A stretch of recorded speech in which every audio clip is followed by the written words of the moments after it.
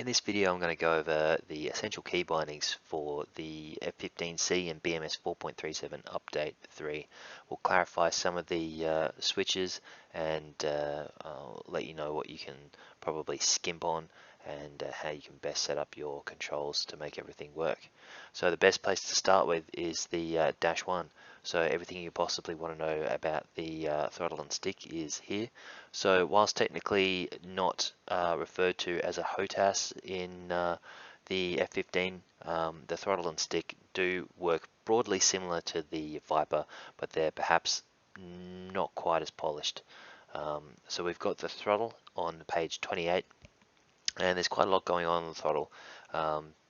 Just for reference, my setup is an X52 throttle with a VKB Gladiator stick, so I definitely had to find some efficiencies with my switch usage on the throttle, and I had to get a bit creative even with the stick. So yeah, fair amount going on. We've got a weapon select switch.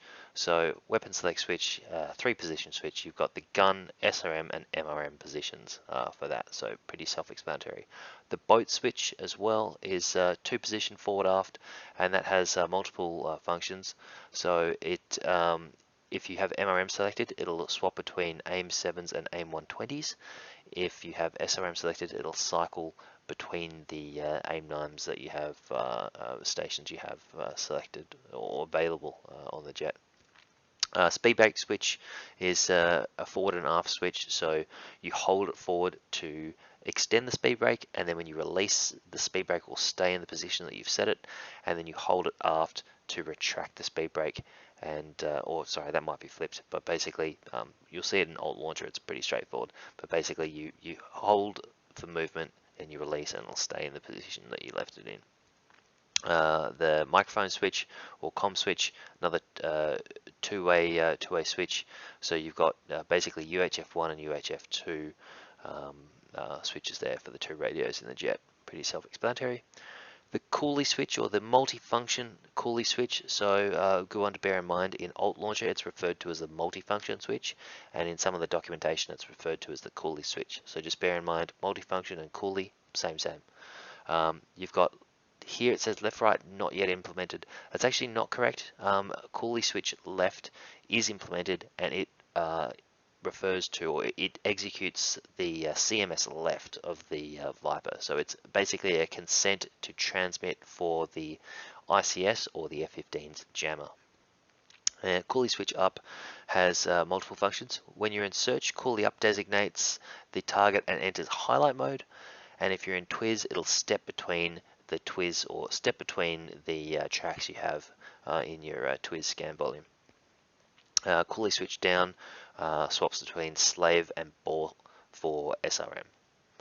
The TDC, pretty self-explanatory, but we have TDC press, which is effectively the TMS up for the Viper, so that will designate what you have under the cursors on the VSD. SPR switch is not yet implemented. The antenna elevation control is if you've got a circular like knob, I guess.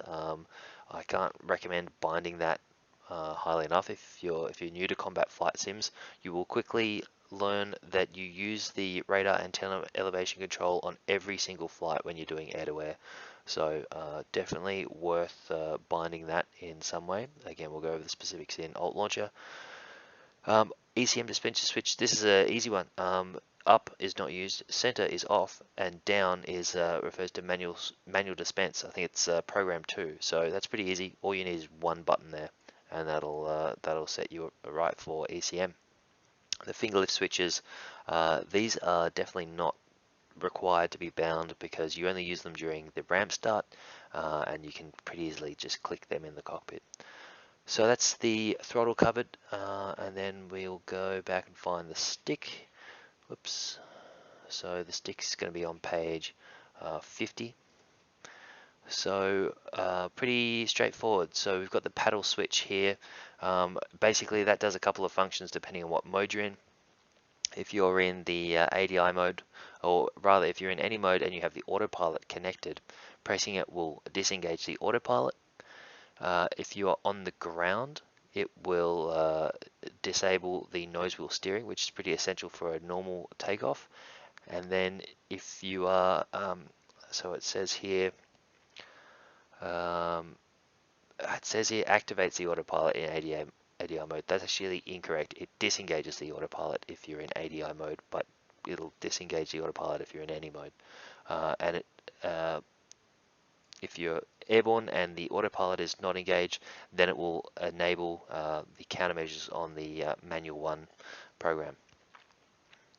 So nose gear steering. Nose gear steering, as we talked about in the ramp start video, is always on. So if you press or depress and hold the nose gear steering on the ground, it'll give you effectively a high gain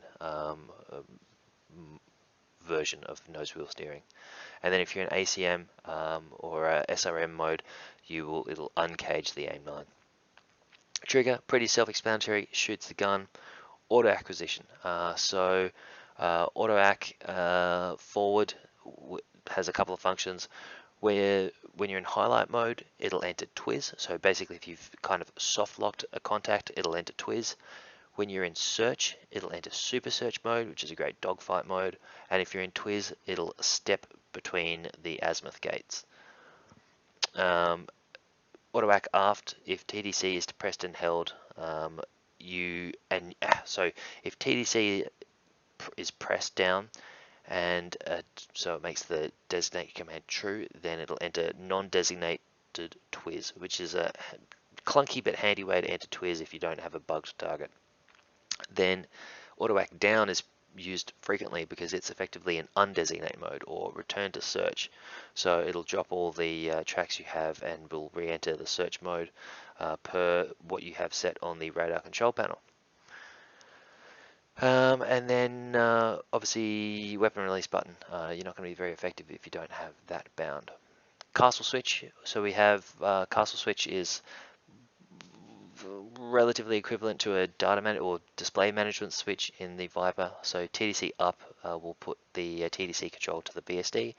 TDC aft, less than 1 second, will put the TDC to the situation display or your kind of map display. TDC right will toggle between sort of like centered mode or the decentered mode, which is the default mode. So it's handy if you need to look for threats behind you on the Link 16. And then castle left will step through, I think it's 3 layers of, or 3 levels of zoom on the situation display. So that's pretty neat. And then of course the trim button. Eagle doesn't have any fancy flickers like the Viper, so you're trimming pretty constantly. That's very handy to have. So that concludes Dash 1 related activities, and we'll jump into Alt Launcher. So we'll start with the axis assign.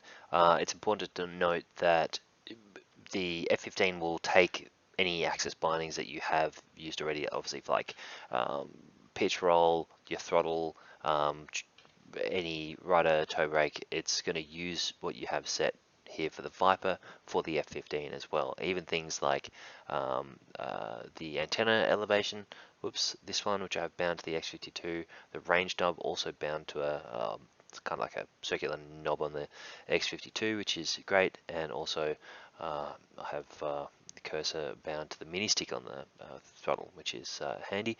So all that will be used with the used by the F-15 key file. So if you've got that all set, there's no action required, which is really neat. On the key mapping, again, remember from the profile, select F-15. So I'll just quickly go over. We'll go to the throttle first. So what you can do, as I've done here, is we have a handy mode here to cycle between the weapons. So like I said, I was running pretty thin on buttons on the throttle to map everything. So instead of binding anything for the specific weapon select switch, so forward, center, and aft, I've just bound one button to the cycle, so that way it just steps between MRM, SRM, and the gun, which works perfectly well for me. If you've got extra buttons, then bind that by all means. Goes well. Boat switch, I think pretty important because if you can't step between AIM-7s and AMRAMs when you're in the thick of things, then that could be pretty tricky. Speed brake, so here we go, a bit of a correction here. So forward is retract and aft is extend. So like I said before, you press and hold to get the speed brake to action, and then when you release, it'll stay in the position that it was set. You got your mic switches like we spoke about. The multifunction switch, this is the Cooley, definitely recommend binding that because that's got so many functions. And then these are all blank here because I have my TDC set to a axis on the mini stick, and then TDC press is very essential to have bound. Again, if you don't have an axis, the bound to the antenna elevation knob, which I do, then you can just set it to buttons. It's really worth doing. And ECM dispenser, so like we said, up is unused, center is off, so really you can just get away with binding one button to the down position or manual 2 program, which it will dispense. Finger lifts, again, really you've got hotkeys for them, you can just click them in the pit. Really don't think that's necessary to bind to a HOTAS control. The flap selector I have bound to some buttons, to position, extend and retract, and that just in the real F-15 just sits on the sort of left side of the throttle quadrant there. And then this is bound to Alt-I by default. Everything else is probably going to be on your axis. So for the stick, paddle switch, pretty important. Nose gear steering, like we talked about, also very important. The first and second detents of the trigger. The auto AC is pretty essential as well. Castle, trim, and that's that for the stick. So the stick's pretty straightforward. So really, that just about covers everything that you're going to need, and the specifics of what those switches do.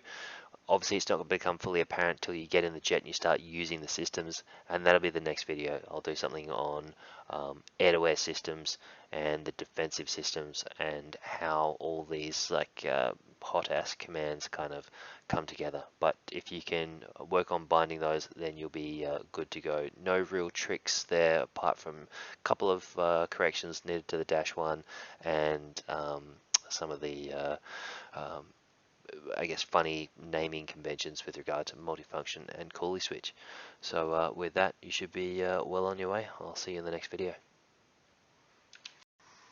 One thing I did forget is one other binding that I think is really important. Comes under the miscellaneous and then other cockpit callbacks. If you scroll down, you'll find trim reset. So we talked about that in the ramp start video. Basically, if you part of the before takeoff checklist is to press the takeoff trim button, and that's not functioning in the cockpit. Will be there for update 4, but in the meantime, this is your workaround to set an appropriate takeoff trim, or at least cancel out any inadvertent trims that you've made. So I bound it just to a button on my throttle, but yeah, cockpit trim reset, really handy to bind. All right, so yeah.